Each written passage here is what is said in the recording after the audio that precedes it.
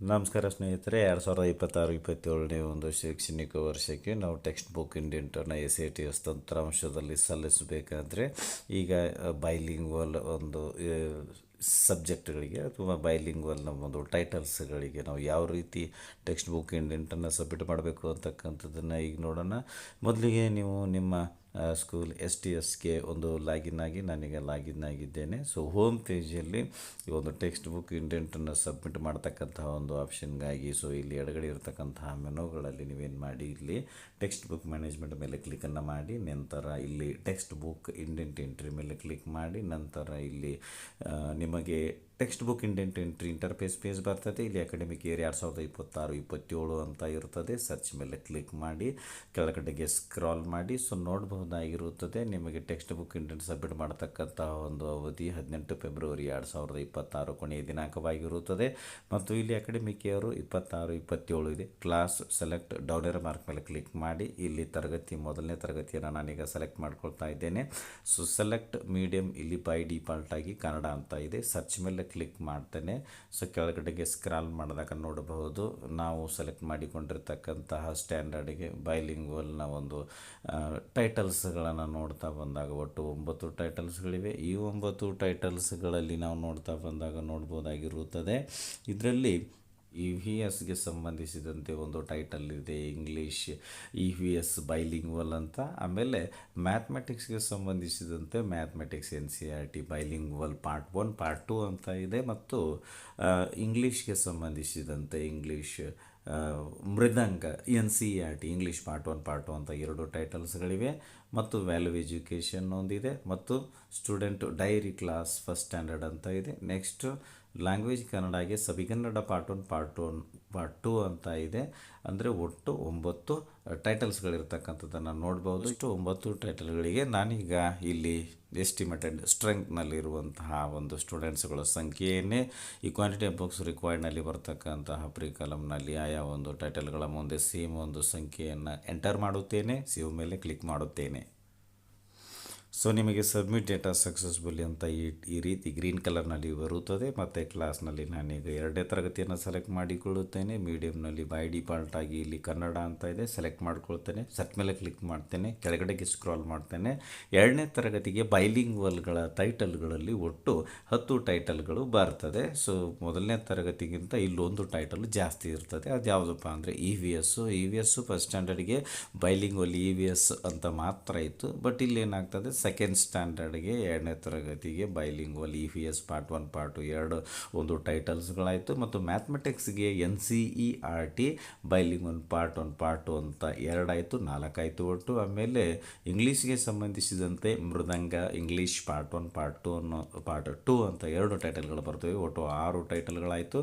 ಆಮೇಲೆ ಕನ್ನಡ ವಿಷಯಕ್ಕೆ ಸಂಬಂಧಿಸಿದಂತೆ ಸಬಿಗನ್ನಡ ಪಾರ್ಟ್ 1 ಪಾರ್ಟ್ 2 ಅಂತ 2 ಟೈಟಲ್ಗಳಿರುತ್ತದೆ, ಒಟ್ಟು 8 ಟೈಟಲ್ಗಳಾಯಿತು.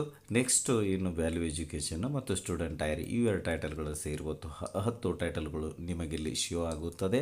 ಮತ್ತು ಬೈಲಿಂಗ್ವಲ್ನಲ್ಲಿ 2ನೇ ತರಗತಿಗೆ ಇಲ್ಲಿ ಶೋ ಆಗ್ತಿರ್ತಕ್ಕಂತಹ 10 ಟೈಟಲ್ಗಳಿಗೆ ನಾವು ಇಂಡೆಂಟನ್ನು ಹಾಕಬೇಕಾಗುತ್ತೆ. ಇಲ್ಲಿ ಯಾವುದೇ ಒಂದು ಟೈಟಲ್ಗಳನ್ನು ಬಿಡೋದು ಇರುವುದಿಲ್ಲ. ಮತ್ತು ನಾವು ಈ ಒಂದು ಟೈಟಲ್ಗಳಿಗೆ ಇಲ್ಲಿ ಏನೊಂದು ಪ್ರೀ ಕಾಲಮ್ನಲ್ಲಿ ಎಸ್ಟಿಮೇಟೆಡ್ ಸ್ಟ್ರೆಂಗ್ತ್ನಲ್ಲಿ ಎಷ್ಟು ಸ್ಟೂಡೆಂಟ್ಸ್ ಸಂಖ್ಯೆ ತೋರಿಸ್ತಾ ಇದೆಯೋ ಸೇಮ್ ಅದನ್ನೇ ನಾವು ರಿಕ್ವೈರ್ಡ್ನ ಪ್ರೀ ಕಾಲಮ್ನಲ್ಲಿ ಆಯಾ ಒಂದು ಬಾಕ್ಸ್ಗಳಲ್ಲಿ ಟೈಟಲ್ಗಳ ಮುಂದೆ ನೀವು ಎಂಟರ್ ಮಾಡಬೇಕಾಗತ್ತೆ. ನಾನೀಗ ಎಂಟರ್ ಮಾಡಿದ್ದೇನೆ ಮತ್ತು ಸೇವ್ ಮೇಲೆ ಕ್ಲಿಕ್ಕನ್ನು ಮಾಡ್ತೇನೆ. ಸೇವ್ ಮೇಲೆ ಕ್ಲಿಕ್ ಮಾಡಿದಾಗ ಶುವರ್ ಕೇಳುತ್ತೆ, ಓಕೆ ಮೇಲೆ ಕ್ಲಿಕ್ ಮಾಡ್ತೇನೆ. ಸೊ 2ನೇ ತರಗತಿ ಡೇಟಾ ಸಬ್ಮಿಟೆಡ್ ಸಕ್ಸಸ್ಫುಲಿ ಅಂತ ಗ್ರೀನ್ ಕಲರ್ನಲ್ಲಿ ಬಂತು. ಈಗ ತರಗತಿ 3ಅನ್ನು ಸೆಲೆಕ್ಟ್ ಮಾಡಿಕೊಳ್ಳುತ್ತೇನೆ ಮತ್ತು ಮೀಡಿಯಮ್ನಲ್ಲಿ ಕನ್ನಡ ಅಂತ ಬೈ ಡಿಫಾಲ್ಟ್ ಆಗಿದೆ, ಸೆಲೆಕ್ಟ್ ಮಾಡಿಕೊಳ್ಳುತ್ತೇನೆ. ಸರ್ಚ್ ಮೇಲೆ ಕ್ಲಿಕ್ ಮಾಡುತ್ತೇನೆ, ಕೆಳಗಡೆಗೆ ಸ್ಕ್ರಾಲ್ ಮಾಡುತ್ತೇನೆ.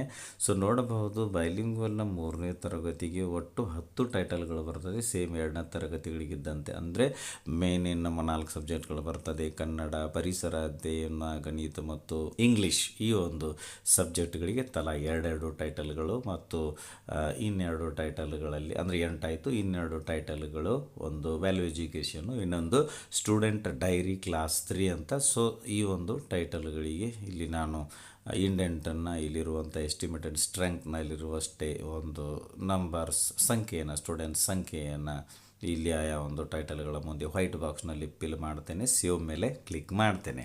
ಇಂಗ್ಲೀಷ್ಗೆ ಸಂಬಂಧಿಸಿದಂತೆ ಇಂಗ್ಲೀಷ್ಗೆ ಸಂಬಂಧಿಸಿದಂತೆ ಇಲ್ಲಿ ಮೃದಂಗ ಅಂತ ಹೆಸರಿರಲ್ಲ. ಇಂಗ್ಲೀಷ್ ಲ್ಯಾಂಗ್ವೇಜಿಗೆ ಸಂಬಂಧಿಸಿದಂತೆ 3ರಿಂದ 5ನೇ ತರಗತಿಗಳಿಗೆ ಸಂತೂರ್ ಅಂತ ಇರ್ತದೆ. ಸಂತೂರ್ NCERT ಪಾರ್ಟ್ 1 ಪಾರ್ಟ್ 2 ಅಂತ ಇರ್ತದೆ. ಇಲ್ಲಿ ಶ್ಯೂರ್ ಕೇಳುತ್ತದೆ. ಓಕೆ ಮೇಲೆ ಕ್ಲಿಕ್ ಮಾಡಿ ಸಬ್ಮಿಟೆಡ್ ಅಂತ ಬಂತು. ತರಗತಿ 4 ಸೆಲೆಕ್ಟ್ ಮಾಡ್ಕೊಳ್ತೇನೆ, ಮೀಡಿಯಮ್ ಸೆಲೆಕ್ಟ್ ಮಾಡ್ಕೊಳ್ತೇನೆ, ಸರ್ಚ್ ಮೇಲೆ ಕ್ಲಿಕ್ ಮಾಡ್ತೇನೆ.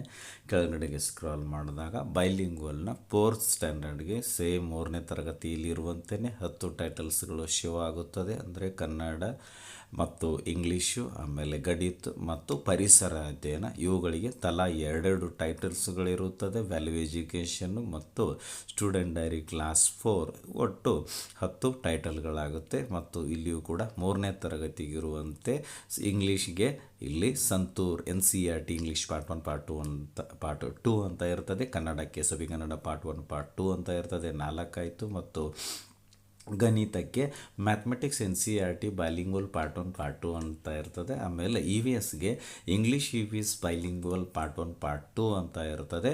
ಸೊ ಸೇಮ್ ಟೈಟಲ್ಗಳಿಗೆ ಎಸ್ಟಿಮೇಟೆಡ್ ಒಂದು ಸ್ಟೂಡೆಂಟ್ಸ್ನಲ್ಲಿರ್ತಕ್ಕಂಥ ಸಂಖ್ಯೆಯನ್ನೇ ಬುಕ್ಸ್ ರಿಕ್ವೈರ್ಡ್ನ ಪ್ರೀ ಕಾಲಮ್ನಲ್ಲಿ ನೀವು ಆಯಾ ಒಂದು ಟೈಟಲ್ಗಳ ಮುಂದೆ ವೈಟ್ ಬಾಕ್ಸ್ನಲ್ಲಿ ಸೇಮ್ ಒಂದು ಸ್ಟ್ರೆಂಗ್ತನ್ನು ಫಿಲ್ ಮಾಡಿ ಸೇವ್ ಮೇಲೆ ಕ್ಲಿಕ್ ಮಾಡಿ. ಶ್ಯೂರ್ ಕೇಳುತ್ತೆ. ಓಕೆ ಮೇಲೆ ಕ್ಲಿಕ್ ಮಾಡಿ ನೋಡ್ಬೋದು. ಸಬ್ಮಿಟೆಡ್ ಡೇಟಾ ಸಕ್ಸಸ್ಫುಲಿ ಅಂತ ಬಂತು. ಈಗ ತರಗತಿ 5 ಸೆಲೆಕ್ಟ್ ಮಾಡಿಕೊಂಡು ಮೀಡಿಯಮ್ ಸೆಲೆಕ್ಟ್ ಮಾಡಿಕೊಂಡು ಸರ್ಚ್ ಮೇಲೆ ಕ್ಲಿಕ್ಕನ್ನು ಮಾಡ್ತೇನೆ. ಕೆಳಗಡೆಗೆ ಸ್ಕ್ರಾಲ್ ಮಾಡಿದಾಗ 5ನೇ ತರಗತಿಗೆ ಬೈಲಿಂಗ್ವಲ್ನ ಒಂದು ಟೈಟಲ್ಸ್ಗಳಲ್ಲಿ ಸೇಮ್ ನೇಮ್ಗೆ ಮತ್ತು ಇಲ್ಲಿ 10 ಟೈಟಲ್ಸ್ಗಳು ಶೋ ಆಗ್ತಿರುತ್ತೆ. ಸೊ ನೀವು ಇಲ್ಲಿ ಏನು ಮಾಡಬೇಕಾಗತ್ತೆ, ಈ 10 ಟೈಟಲ್ಗಳಿಗೆ ಇಂಡೆಂಟನ್ನು ಸೇವ್ ಮಾಡಬೇಕಾಗಿರುತ್ತೆ. ಸೊ ಮೇನ್ ಏನಪ್ಪ ಅಂದರೆ ಒಟ್ಟು 4 ಸಬ್ಜೆಕ್ಟ್ಗಳೇನು ಬರ್ತದೆ, ಕನ್ನಡಕ್ಕೆ ಸಂಬಂಧಿಸಿದಂತೆ ಇಲ್ಲಿ Kannada FL part 1, Kannada FL part 2 ಅಂತ ಇರುತ್ತದೆ. ಮತ್ತು ಇಂಗ್ಲೀಷ್ಗೆ ಸಂಬಂಧಿಸಿದಂತೆ santoor NCERT English part 1 part 2 ಅಂತ ಇರ್ತದೆ. 4 ಆಯಿತು. ಮತ್ತು ಮ್ಯಾಥಮೆಟಿಕ್ಸ್ಗೆ ಸಂಬಂಧಿಸಿದಂತೆ mathematics NCERT bilingual part 1 part 2 ಅಂತ ಇರ್ತದೆ. 6 ಟೈಟಲ್ಸ್ಗಳಾಯಿತು. ಇನ್ನು EVSಗೆ ಸಂಬಂಧಿಸಿದಂತೆ English EVS bilingual part 1 part 2 ಅಂತ ಇರ್ತದೆ. ಒಟ್ಟು 8 ಟೈಟಲ್ಸ್ಗಳಾಯಿತು.